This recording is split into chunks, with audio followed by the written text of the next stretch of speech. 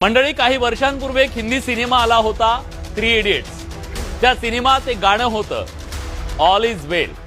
हे गाणं मंगळवारी सरकारचा GR आल्यापासून मनात रुंजी घालतंय। त्याचं कारण आहे, सगळ्या नेत्यांशी बोललो, अभ्यासकांशी चर्चा केली, समजून घेण्याचा प्रयत्न केला, पण शेवटी त्या गाण्यातल्या ओळींसारखा आहे, कन्फ्यूजन ही कन्फ्यूजन है, सोल्यूशन कुछ पता नहीं, सोल्यूशन जो मिले तो साला क्वेश्चन क्या था पता नहीं, अशी सगळी परिस्थिती आहे। मराठा समाजाला न्याय देणारा GR सरकारनं काढला।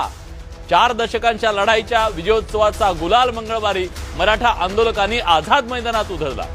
सरकारनं सांगितलं, जे आजवर कुणालाच जमलं नाही ते करून दाखवलं। पण त्या GRला आता न्यायालयात आव्हान देण्याची भाषा ओबीसी नेत्यांनी सुरू केली। ओबीसी नाराज आहे तर मराठा समाज अस्वस्थ आहे। त्यावर सरकार आणि आंदोलक म्हणतायत, भैया ऑल इज वेल। एकीकडे दोघेही जिंकलो असं सांगतायत, पण खरंच कोण जिंकलं आणि कोण हरलं हे सामान्य माणसाला कळायला तयार नाहीये। सरकारच्या GR नंतर मराठा अभ्यासक नाराज आहेत।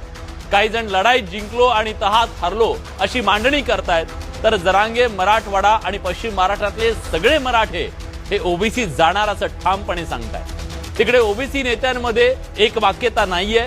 ओबीसींचे काही नेते आरक्षणाला धक्का लागलेला नाही असं म्हणतायत, तर काही जण ओबीसींच्या आरक्षणाचा खेळखंडोबा केला। सरकारनं मागच्या दरानं मराठा समाज ओबीसीत घातला असा दावा करतायत। त्यामुळे संभ्रम अधिक वाढलाय। जरांगे खुश तर भुजबळ नाराज। या सगळ्यात एक गोष्ट लक्षात घेण्यासारखी आहे, ती म्हणजे मराठा समाज ओबीसीतून आरक्षणाची मागणी करत होता।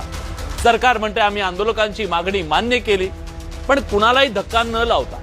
पण असं कसं शक्य आहे? एकतर ओबीसीला धक्का लागला असेल किंवा ओबीसीतलं आरक्षण दिलं नसेल, दोन्हीपैकी कुठली तरी एक गोष्ट झाली असू शकते। कारण जर मराठवाड्यातील मराठा समाजाचं कुणबीकरण झालं तर ते 27% होणार आहे। पण सरकार म्हणतंय, आम्ही मराठा समाजाला आरक्षण दिलंय आणि ओबीसीना धक्काही लागू दिलेला नाहीये। खरंच हे शक्य आहे का?